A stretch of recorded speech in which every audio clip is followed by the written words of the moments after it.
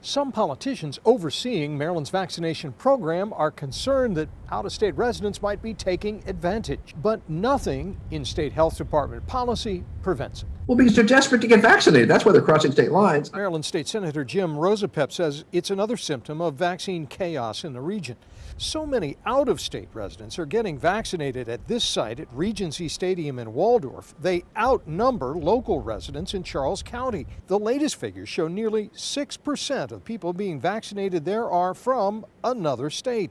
That compares to only 5.5% from Charles County. According to Maryland Health Department policy, quote, "We prefer that Marylanders are prioritized for getting a vaccine allocated to us by the federal government. However, Maryland will not turn away a person from out of state who needs a vaccine." The guidelines recognize that in our region there are lots of people who may live in one state but work in another. That means a police officer, healthcare worker, or other qualifying employee who happens to work in Maryland can get vaccinated here even though they might live in another state. According to state policy, quote, "A COVID-19 vaccine provider may require additional documentation or employee identification." It shows the chaotic administration of this thing, that people are scrambling around because they have to find the vaccines instead of the vaccines coming to them. A spokesman for Maryland Governor Larry Hogan pointed out today that at least 2,100 appointments a week are reserved for residents of southern Maryland counties at Regency Stadium in Waldorf,